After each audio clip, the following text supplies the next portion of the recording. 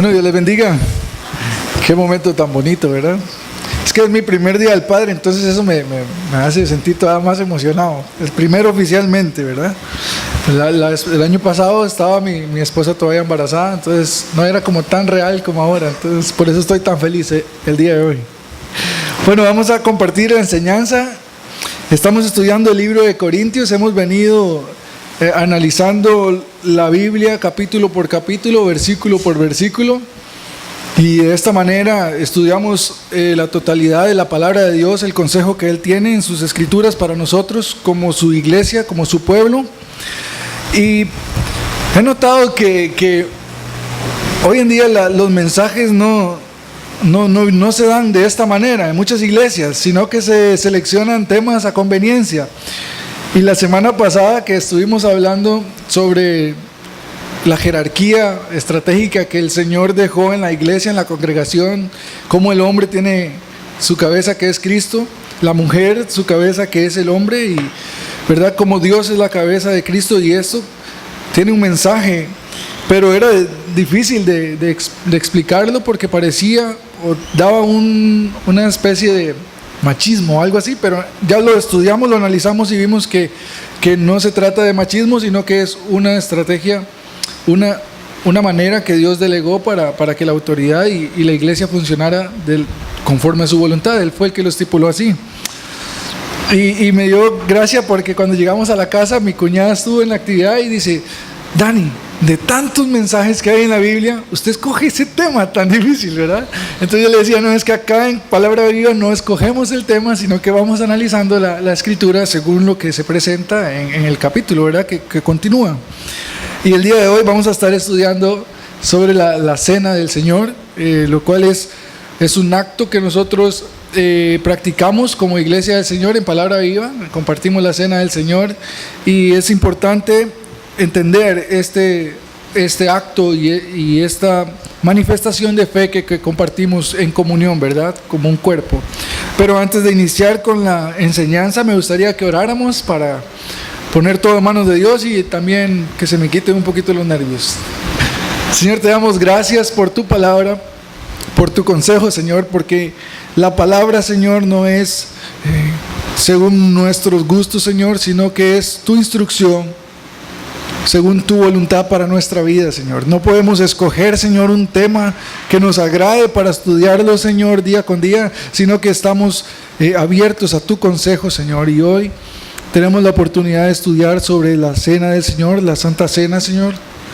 Y te pido, Señor, que me des sabiduría, que me des palabras, Señor, puntuales, Señor, para explicar el tema de la mejor manera, y que tu Espíritu, Señor, transmita la enseñanza, Señor, de la mejor manera a tu iglesia, Señor. Yo me humillo delante de ti y reconozco que te necesito, Señor, y que dependo totalmente de ti en este momento, Señor, para que tu palabra sea expuesta de la mejor manera, Señor, y que tu palabra sea una semilla en el corazón de cada uno de nosotros como cristianos, Señor, como tu pueblo, como tu iglesia, Señor. Oramos en el nombre de Cristo Jesús. Amén. Estamos estudiando el libro de la primera carta de Corintios. Estamos en el capítulo 11 y hoy vamos a estudiar desde el versículo 17 hasta el versículo 34. Pero antes de iniciar con el estudio, le voy a contar una historia que me parece graciosa y tiene algo que ver con este tema de la cena y compartir en comunión y la atención que tenemos unos con otros. Había un señor que era muy cariñosito, ¿verdad? Y él quería ir a comer a una soda y llegó en la mañana el desayuno, y entonces el mesero, que era un hombre así bastante enojón, le dice: ¿qué se le ofrece? Y este llega y le dice: deme un pintito con huevito y un cafecito, ¿verdad? Con azuquitar. Y el otro ya, bueno, está bien, lo atendió. En la tarde vuelve al almuerzo y dice: me regala un arrocito con frijolitos y chuletica y fresquito. Y ya el mesero, ¿verdad?, estaba ya enojado, ¿verdad?, con este tipo. Y llega en la cena y él que viene y viene, me regala un... Y entonces saca el mesero un cuchillo bien bravo y le dice: usted me dice uno más, una palabra más que termine en ito o en ita, y vamos a tener un problema, usted y yo. Ahora sí, dígame qué quiere, ¿verdad? Entonces este señor, ya asustado ahí, dice: muchas gracias, ya se me quitó el apeto, y se fue, ¿verdad? Para no tener problemas. Entonces vemos que qué relación tiene esto con la cena del Señor, y vamos a ver que es que debemos de tener un espíritu apacible, un espíritu de amor que entiendan unos con otros, ¿verdad? Y saber aceptarnos entre nosotros según nuestras diferencias. Y vamos a ver qué es lo que explica Pablo en este pasaje sobre el problema que se estaba dando en la iglesia de Corinto, según el tema de la Santa Cena en la iglesia. Vamos a ver 3 puntos importantes. Va a ser el mal uso de la Santa Cena, lo vamos a ver del versículo 18 al 22. Después vamos a ver el propósito de la Santa Cena, desde el versículo 23 al 26. Y por último, la preparación de la Santa Cena, o la aplicación correcta de la Santa Cena, desde el versículo 27 al 34. Entonces los puntos van a ser el mal uso de la Santa Cena, el propósito de la Santa Cena, la preparación de la Santa Cena. Bueno, iniciamos con la lectura. Dice así, versículo 17: pero al anunciaros esto que sigue, no os alabo, porque no os congregáis para lo mejor, sino para lo peor. Pues en primer lugar, cuando os reunís como iglesia, oigo que hay entre vosotros divisiones, y en parte lo creo, dice Pablo. Versículo 19: porque es preciso que entre vosotros haya disensiones, para que se hagan manifiestos entre vosotros los que son aprobados. Cuando pues os reunís vosotros, esto no es comer la cena del Señor, porque al comer cada uno se adelanta a tomar su propia cena, y uno tiene hambre y el otro se embriaga. Pues ¿qué? ¿No tenéis casas en que comáis y bebáis? ¿O menospreciáis la iglesia de Dios y avergonzáis a los que no tienen nada? ¿Qué os diré? ¿Os alabaré? En esto no os alabo. Versículo 23: porque yo recibí del Señor lo que también os he enseñado, que el Señor Jesús, la noche que fue entregado, tomó pan, y habiendo dado gracias, lo partió y dijo: tomad, comed, este es mi cuerpo que por vosotros es partido, haced esto en memoria de mí. Asimismo también tomó la copa después de haber cenado, diciendo: esta copa es el nuevo pacto en mi sangre, haced esto todas las veces en memoria de mí. Todas las veces que la bebieres, en memoria de mí. 26: así que pues todas las veces que comieres de este pan y bebieres de esta copa, la muerte del Señor anunciáis hasta que Él venga. De manera que cualquiera que comiere de este pan o bebiere de esta copa del Señor indignamente, será culpado del cuerpo y de la sangre del Señor. Por tanto, pruébese cada uno a sí mismo y coma así del pan y beba de la copa, porque el que come y bebe indignamente, sin discernir el cuerpo del Señor, juicio come y bebe para sí. Versículo 30: por lo cual hay muchos enfermos y debilitados entre vosotros, y muchos duermen. Si pues nos examinásemos a nosotros mismos, no seríamos juzgados, mas siendo juzgados somos castigados por el Señor, para que no seamos condenados con el mundo. Versículo 33: así que, hermanos míos, cuando os reunáis a comer, esperaos unos a otros. Si alguno tuviere hambre, coma en su casa, para que no os reunáis para juicio. Las demás cosas las pondré en orden cuando yo fuere. Bueno, es un pasaje bastante directo y el tema está bien claro. Trata sobre la cena del Señor, y estamos viendo que Pablo inicia con corrección. Desde que entra el tema, inicia en corrección. La semana pasada vimos en el versículo 2, capítulo 11, versículo 2, que él inicia y dice: os alabo, hermanos, porque en todo os acordáis de mí y retenéis las instrucciones tal como las entregué. Pablo estaba feliz con esta acción, esta instrucción que hablamos el domingo pasado, sobre la jerarquía y cómo las mujeres se sujetaban al marido. Pero ahora dice, al anunciaros esto que sigue, sobre la cena del Señor, dice: no os alabo, porque os congregáis no para lo mejor, sino para lo peor. Entonces vemos que Pablo estaba disgustado con las reuniones que estaban teniendo la iglesia de Corinto como iglesia. Él no le parecía que fuera algo bueno, ni siquiera algo medio bueno. Era lo peor. Estaban ofendiendo su fe al reunirse como iglesia, y esto era algo serio que Pablo tenía que corregir en la iglesia. Y vemos que El primer punto es que habían divisiones en la iglesia, y lo vemos del versículo 18 al 19, dice: pues en primer lugar, cuando os reunís como iglesia, oigo que hay entre vosotros divisiones, y en parte lo creo, porque es preciso que entre vosotros haya disensiones para que se hagan manifiestas entre vosotros los que son aprobados. Entonces Pablo dice, bueno, yo sé que cuando se reúnen, hay grupitos por ahí, hay unos que se asocian con otros, y rechazan a algunos otros por allá, los dejan excluidos de su grupito.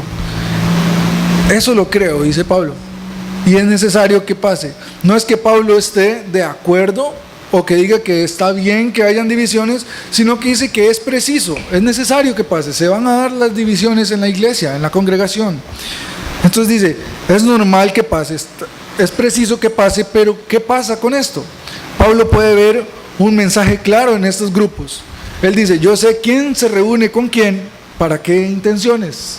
Yo puedo ver quiénes son aprobados cuando hay de este tipo de disensiones. Entonces, Dios trabaja mediante la división en la iglesia también, para que el líder de la congregación pueda darse cuenta quiénes son aprobados y quiénes están reuniendo para fines que no agradan a Dios, y quienes están siendo excluidos tal vez por ser cristianos fervientes en amor, ¿verdad? Porque tal vez no aplaudirían el tipo de chistes que cuentan en su grupito por ahí, ¿verdad? Algunos otros. Entonces Pablo dice, en estas divisiones, en estas disensiones o grupitos que se están haciendo, yo noto, puedo ver quiénes son aprobados y quiénes no. También en eso Pablo sacaba provecho. Pero entonces Pablo no está de acuerdo con que hayan divisiones. Pero no solamente eso estaba pasando en la iglesia. Vemos que la división es un problema en la congregación, pero no solamente estaba pasando eso en estas reuniones. Pablo dice, no se reúnen para lo mejor, sino para lo peor. No están reuniéndose para compartir como hermanos, para tener comunión. Están reuniéndose para algo completamente distinto. Se están dividiendo ahí, separando ahí mismo. Y por si fuera poco, vamos a ver que había glotonería ahí, del versículo 19 al 21. Pablo dice, porque es preciso que entre vosotros haya disensiones para que se hagan manifiestos entre vosotros los que son aprobados. Cuando pues os reunir vosotros, esto no es comer la cena del Señor, porque al comer cada uno se adelanta a tomar su propia cena, y uno tiene hambre y otro se embriaga. Entonces decimos, pero ¿cómo se embriagan? Con una copita así de vino que compartimos, ¿verdad? Bueno, hay que entender el contexto del mensaje, del pasaje aquí. Pablo está hablando a la iglesia primitiva, Corinto. Se acostumbraba en esos tiempos a que la congregación entera se ponían de acuerdo para organizar un banquete, como a veces hacemos en la casa de Cristo, con ser excluidos, con ser rechazados, y quienes se están reuniendo para jactarse de lo que pueden llevar, lo que pueden comer, y a quienes pueden rechazar porque pueden. Y esto no es la voluntad del Señor. Dice en el versículo 20, dice, pues cuando os reunís vosotros, esto no es comer la cena del Señor. Entonces Pablo corrige la iglesia de Corinto y les dice, su corazón está completamente fuera, su acto es completamente fuera de lo que el Señor quiere para la cena del Señor. Ponen el título Amor Ágape, cena de amor, cena de compartir en comunión, la cena del Señor, y el acto en sí es una ofensa a ese título. Eso no es la cena del Señor. Ustedes están embriagándose, están siendo glotones y están siendo egoístas. Vemos del versículo 21 al 22, dice, porque al comer cada uno se adelanta a tomar su propia cena, y uno tiene hambre y el otro se embriaga. Y el versículo 22 dice, pues ¿qué? ¿No tienen casas donde coméis y bebéis? ¿O menospreciáis la iglesia de Dios y avergonzáis a los que no tienen nada? ¿Qué os diré? ¿Os alabaré? En esto no os alabo. Eran egoístas. Ellos estaban diciendo, no, mire, aquel no lo esperemos, porque al fin de cuentas no trae nada como nosotros, que sí traemos bastante, comámonos esto rápido, más bien. Y había egoísmo en su corazón. Entonces Pablo dice, si se reúnen para llenarse la panza a glotonería, ¿por qué no mejor se quedan en la casa y comen y beben ahí? Si su intención es llenarse, entonces ¿para qué ponen título? Cena de amor, cena del Señor. Y Pablo los exhorta y les dice, en esto no los alabo, ustedes vienen a avergonzar a los que no tienen nada. Y Pablo dice algo muy lindo aquí que dice, menosprecian la iglesia de Dios. Es decir, la iglesia de Dios no es solamente ustedes los que pueden, los que llevan el pollo asado y la chuleta. También los que tienen que llegar con el pancito cuadrado y jalea, ¿verdad? Los que no pueden mucho, igual delante de Dios son la iglesia. Y de eso se trata la cena del amor, que compartan unos con otros, no que rechacen, no que señalen, no que se hagan grupos ahí dividiéndose. Entonces Pablo corrige la iglesia en esto y dice, no los puedo felicitar por lo que están haciendo, tengo que corregirlos, y eso no es la cena del Señor. Y entonces vemos el propósito verdadero de la cena del Señor, lo vamos a ver explicado aquí más adelante, desde el versículo 23 al 26. Entonces Pablo llega y los deja bien regañados y dice, bueno, vamos a explicar entonces cuál es el propósito de la cena del Señor. Lo que ustedes están haciendo no es la cena del Señor. Vamos a ver entonces qué es el propósito, cuál es el propósito de la cena del Señor, de la Santa Cena. Primeramente, vamos a ver qué es recordar su vida, la vida de Cristo. En el versículo 23 y 24 dice, porque yo recibí del Señor lo que también os he enseñado, que el Señor Jesús, la noche que fue entregado, tomó el pan y habiendo dado gracias lo partió y dijo, tomad, este es mi cuerpo que por vosotros es partido, haced esto en memoria de mí. Primeramente, lo que Cristo está haciendo ahí, lo que Pablo está haciendo ahí es recordando su vida, la vida de Cristo. Dice, yo recibí del Señor lo que también os he enseñado. Es decir, Pablo vivía un estilo de vida que mostraba a Cristo, y por eso Pablo se enojaba con ellos y decía, eso que ustedes están haciendo no es lo que yo les enseñé.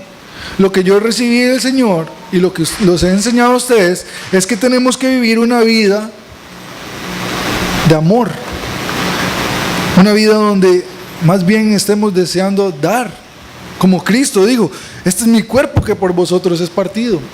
Él se estaba entregando a sí mismo por aquellos otros. Y vemos algo importante aquí que es preciso recalcar, que dice, la noche que fue entregado, en el versículo 23 dice, que el Señor Jesús, la noche que fue entregado, tomó el pan. Esto nos habla mucho también sobre la vida de Cristo. Y de esto se trata la Santa Cena, de recordar su vida. La noche que fue entregado, en esa frase hay mucho significado. Esa noche fue sumamente fuerte para el Señor, para Cristo Jesús. Imagínense, ahí sentado con sus discípulos, vamos a imaginarnos la escena, ahí sentado con sus discípulos y tal vez Judas, el que lo iba a entregar, ahí de frente a él, ¿verdad? Y Cristo no dijo, bueno, Judas, vaya un toquecito afuera, que voy a hacer algo aquí especial.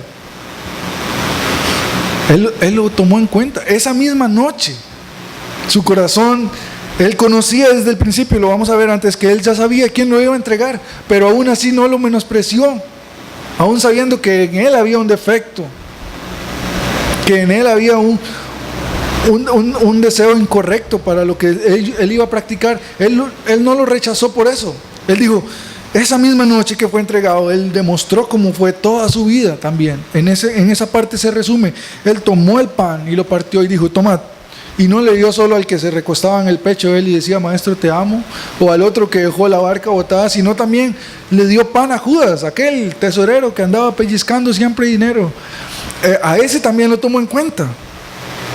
Ese es el Jesús, esa es la vida que Jesús nos muestra, el estilo de vida que Él quiere que la iglesia tenga, donde por los errores no despreciemos a otros.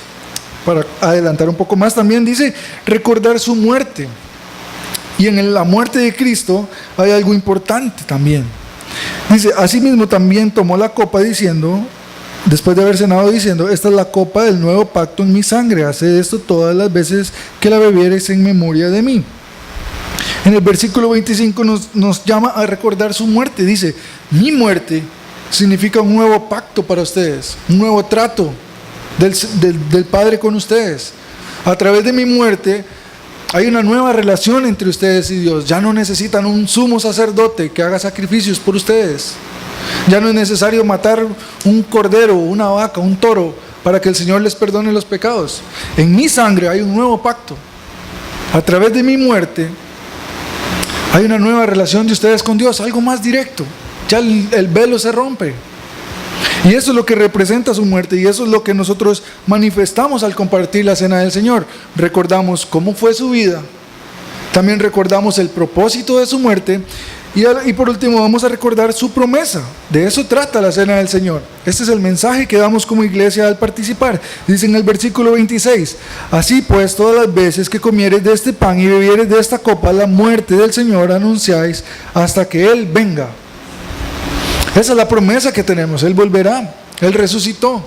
No solamente predicamos sobre su muerte, que en su sangre hay salvación, que su sacrificio fue perfecto.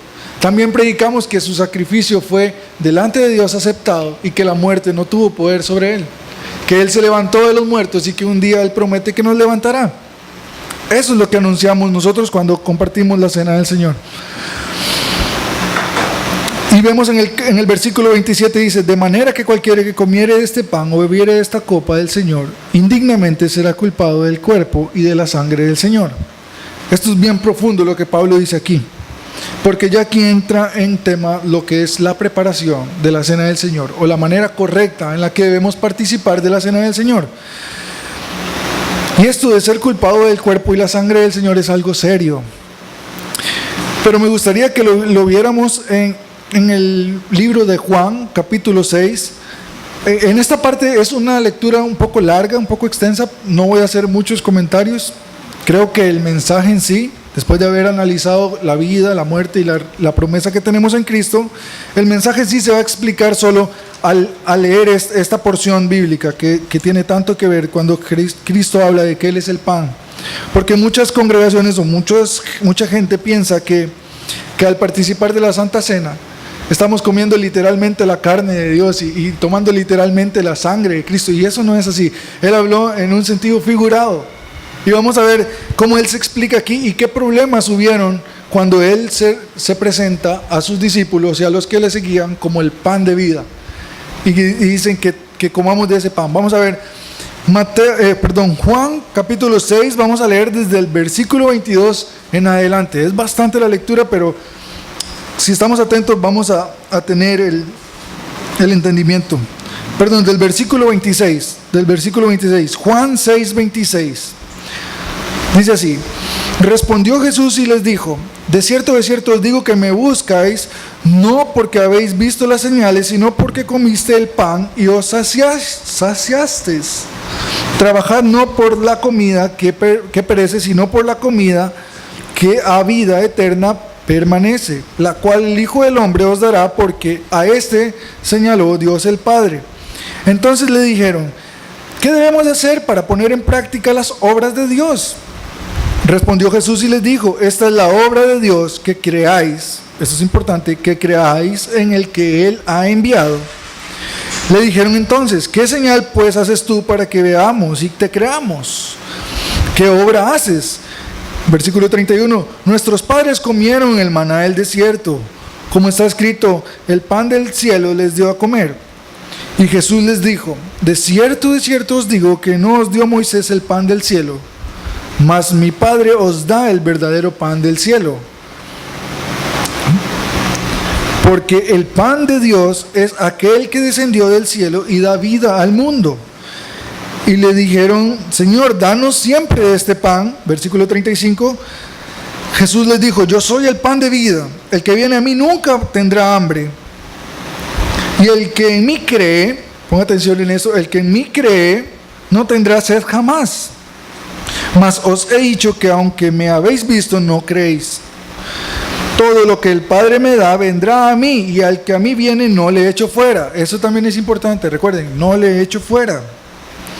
Porque ha descendido del cielo no para hacer mi voluntad, he descendido del cielo no para hacer mi voluntad, sino la voluntad del que me envió.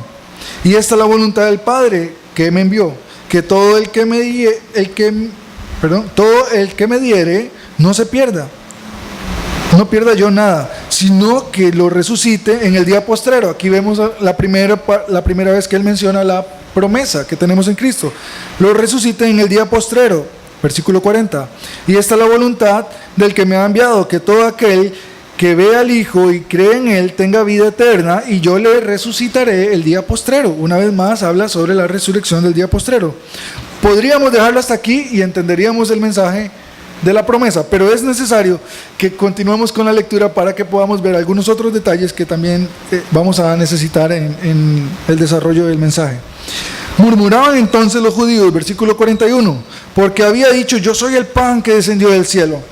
Y decían: ¿no es este Jesús, el hijo de José, cuyo padre y madre nosotros conocemos? ¿Cómo pues dice este que del cielo descendió? Jesús le respondió: no murmuréis entre vosotros, ninguno puede venir a mí si el Padre que me envió no le trajere. Y dice una vez más: y yo le resucitaré en el día postrero. Versículo 45, escrito está en los profetas: y serán todos enseñados por Dios, así que todo aquel que oyó al Padre y aprendió de él, viene a mí.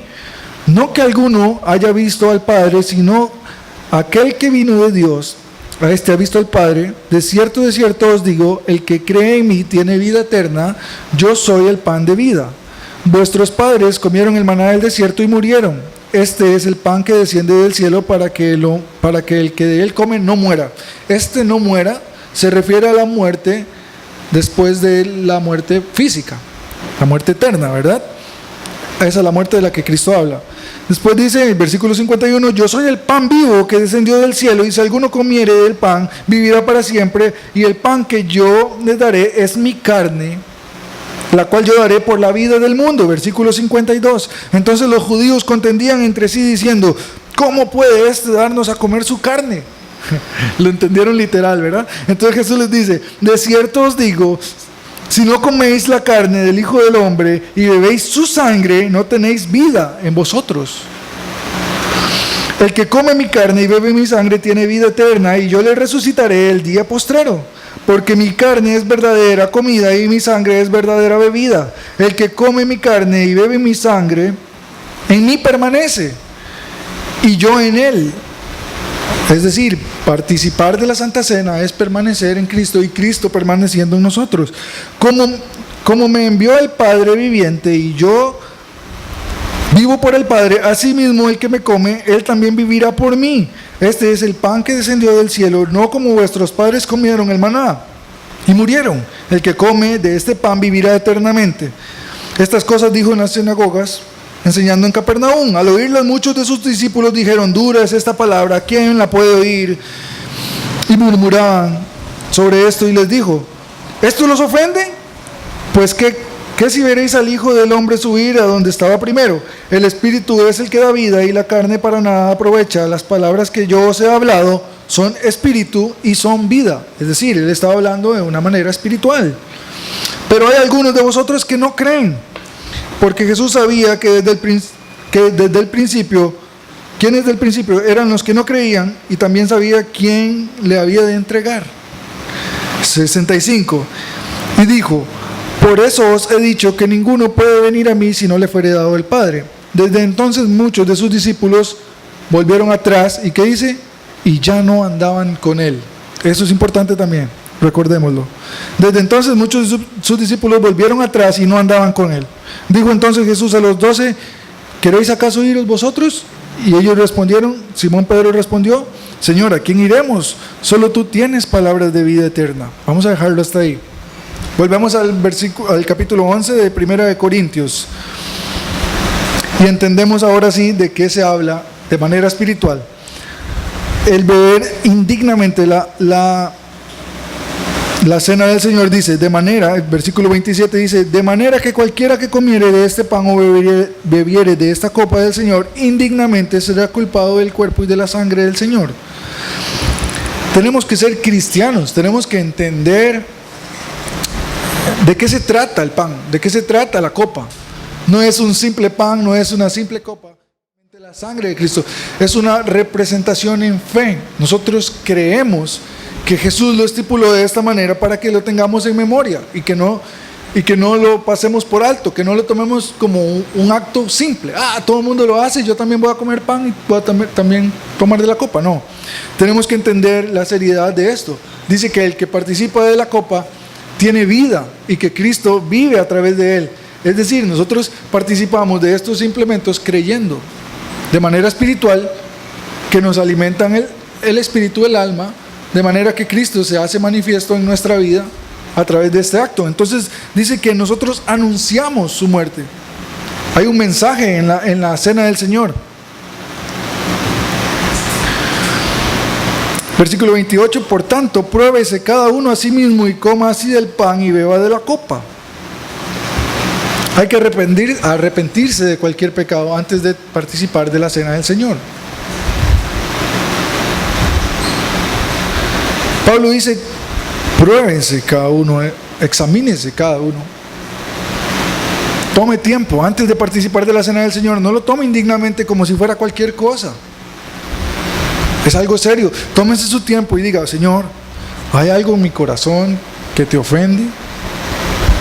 ¿Hay un pecado que yo estoy practicando que no te agrada y me hace indigno? Y con esto les aclaro, no es que por ser cristianos y conocer el trasfondo de la palabra de la copa y el pan, ya somos dignos todos. Ahora sí, todos somos santos. No, ninguno de nosotros sería digno de participar de la carne y la sangre de Cristo. Él lo dio por gracia, pero nosotros tenemos que analizarnos si de verdad estamos en una posición correcta delante de Él. Y dice Pablo, analícense, pruébense cada uno a sí mismo y coma así del pan y beba de la copa. Muchos en este punto, al analizarse, dicen, y en muchos años en la iglesia conocí gente que repartían la cena y decían, el pan y la copa, no, hoy no. Es que estoy mal con el Señor, necesito poner algunas cosas en orden. Y entonces no participaban de la cena. Y pasaban 2, 3 meses, 4 meses. No, es que para mí es algo muy serio, yo lo tomo en serio, entonces hoy no. Pero en realidad no es ese el propósito en el que Pablo dice, analícese. No es como esos que dijeron, dura palabra es esta, y se iban y no andaban más con él, ¿verdad? Prefirieron decir, no, mejor no renuncio a lo cómodo de mi vida, mejor no ando más con porque me está pidiendo mucho. Entonces muchos cristianos dicen, no, es que estoy mal con el Señor, tengo que renunciar a ese pecado, tengo que borrar ciertos contactos de mi celular, y eso ya es pedir demasiado, entonces mejor no participo de la cena. Pablo no dice eso. Jesús dice, el que viene a mí yo no le echo fuera. La intención es que participemos de la cena, que compartamos esto en comunión. Ninguno de nosotros es perfecto, todos tenemos que analizarnos y tomar en cuenta nuestros pecados y pedir perdón. Y no es que el perdón tiene que durar mucho tiempo para que se dé. A una mujer la agarraron en fornicación y la iban a apedrear, en adulterio, la iban a apedrear, y todos ahí listos con sus piedras, y Jesús dijo, que tire la primera piedra, ¿verdad? El que no tenga pecado. Y todos fueron dejando las piedras. El único que podría apedrearla era Cristo. ¿Quién sabe cuánto tiempo esta mujer había practicado ese pecado? ¿Cuántos años había o cuántos meses había planeado esto? Y lo había hecho. Pero Jesús en un instante le dice, tu fe te ha salvado, mujer, vete y no peques más. En un instante Jesús la perdona de su pecado que ha vivido, pero le dice, no peques más. Y eso es puramente lo que Pablo dice. Pruébense a sí mismos y coman del pan y beban de la copa. Aprovechen la oportunidad, el privilegio que tenemos de participar de este mandato que Cristo nos da. Versículo 29, porque el que come y bebe indignamente, sin discernir el cuerpo del Señor, juicio y come y bebe para sí. Hay que tomarlo en serio, tenemos que saber que es algo serio y que hay consecuencias. Vemos las consecuencias que habían en la iglesia de Corinto con aquellos que no lo estaban tomando en serio. Dice, si pues no os examinamos a nosotros mismos, si pues nos examinásemos a nosotros mismos, no seríamos juzgados, mas siendo juzgados por Dios, por el Señor, para que no seamos condenados por el mundo. Versículo 30, por lo cual hay muchos enfermos y debilitados entre vosotros y muchos duermen. La palabra duermen era que ya estaban muertos. Muchos estaban practicando de la Santa Cena indignamente, sin tomarle la seriedad del asunto, tal vez ocultando su pecado. Y para que la iglesia no se diera cuenta que yo estoy mal con Dios, participo de la cena. No, el Señor dice que tenemos que tener arrepentimiento genuino delante de Dios sobre nuestra maldad para participar de la cena, y así el Señor nos dará vida en el Espíritu. Pero hay consecuencias, Y por último vemos en el versículo 33 y 34 que debemos ser amorosos, no como la iglesia de Corinto estaba haciendo. Dice, así que hermanos míos, cuando os reunáis a comer, esperaos unos a otros. Si alguno tuviere hambre, coma en su casa, para que no os reunáis para juicio. Las demás cosas las pondré en orden cuando yo fuere. Pablo dice, bueno hermanos, en Corinto lo que estaba pasando, se estaban adelantando, se estaban haciendo grupos y estaban despreciando a otros. Que esto no pase más. Que tengamos un corazón amoroso. No rechacemos al otro solo porque no puede. Reunámonos en amor y aprovechemos esta oportunidad que tenemos de tener un tiempo en comunión, de entendernos que todos necesitamos la cena del Señor. Por eso es necesario que la practiquemos en la congregación, como un cuerpo. No es que el pastor o en este caso yo que estoy dando la enseñanza hoy, ya como hablé del mensaje y creo que lo entiendo bien, entonces vamos a tomar la Santa Cena y yo me voy a adelantar con esto. No es que yo me lo merezca o que ya todo esté solucionado para mí. También yo tengo que examinarme en mi corazón. Hoy, antes de compartir la cena, lo que vamos a hacer ahorita, hay que sacar un tiempo delante de Dios, cada uno de nosotros, y decir, Señor, en esto estoy mal, en esto estoy fallando, quiero mejorar en esto. Te pido que esto no sea un impedimento en mi corazón para poder participar de este acto tan divino, que como iglesia refleja tu vida, tu muerte, tu promesa. Estamos predicando al mundo en esta acción.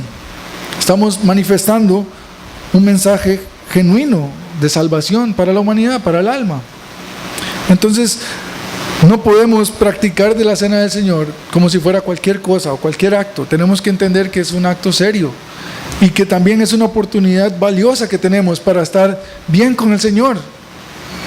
Que si hay un pecado ahí estorbando, es la mejor oportunidad que tenemos antes de participar en la Santa Cena. Decir, Señor, límpiame, acéptame, me arrepiento y quiero participar de esto para que tu vida esté unida a la mía.